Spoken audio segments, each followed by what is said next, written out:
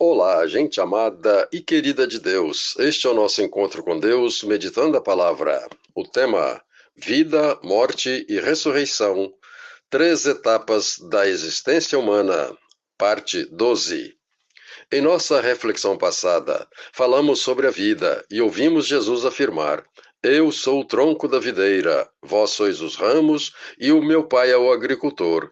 Ele limpa e poda os ramos para que produzam mais frutos ainda.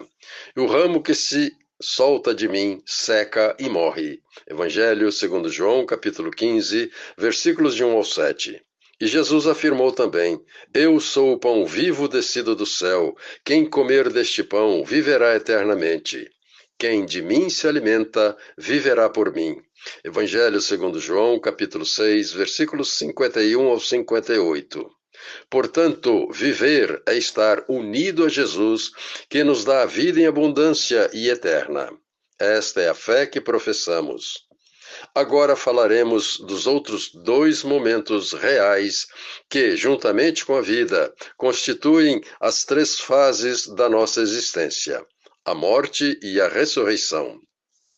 Ninguém duvida que a morte é o acontecimento mais certo que um dia irá nos acontecer e do qual ninguém escapa.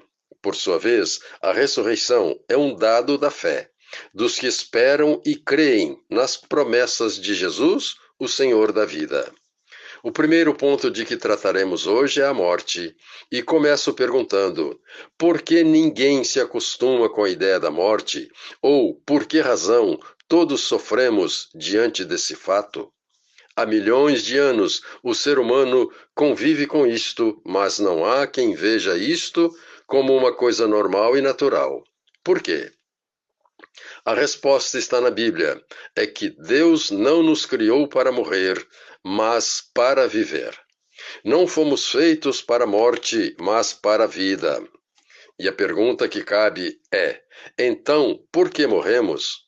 A resposta: porque a morte é consequência do pecado, conforme está escrito. O salário do pecado é a morte, mas o dom gratuito de Deus é a vida eterna, por Cristo Jesus, nosso Senhor.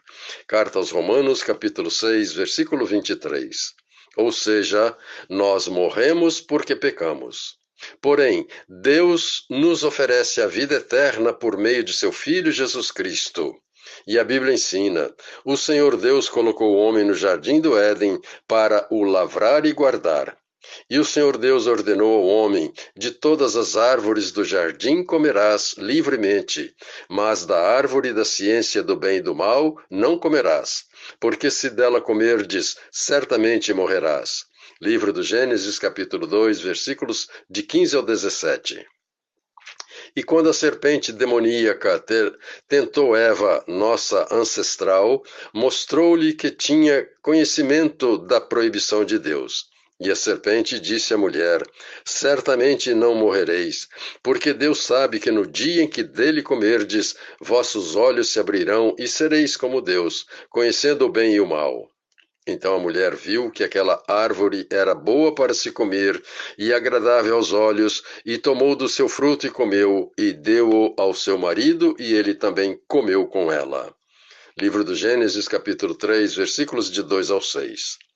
Esta é a narrativa do pecado, o primeiro ato de desobediência a uma ordem expressa de Deus, que de tão grave desestabilizou a organização colocada por Deus no ser humano, trazendo como consequência o sofrimento em geral, a dor e a morte.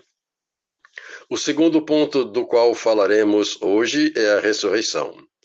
A Bíblia Sagrada ensina, porque assim como a morte veio por um homem, também a ressurreição dos mortos vem por um homem. Como todos morrem em Adão, assim também todos serão vivificados em Cristo. Primeira carta aos Coríntios, capítulo 15, versículos 21 e 22. A humanidade estava ferida de morte e sem perspectiva de tornar a viver. Mas Deus não se esqueceu de nós. Chegada a plenitude dos tempos, Deus enviou seu Filho nascido de mulher para remir os que estavam cativos, a fim de recebermos a adoção de filhos.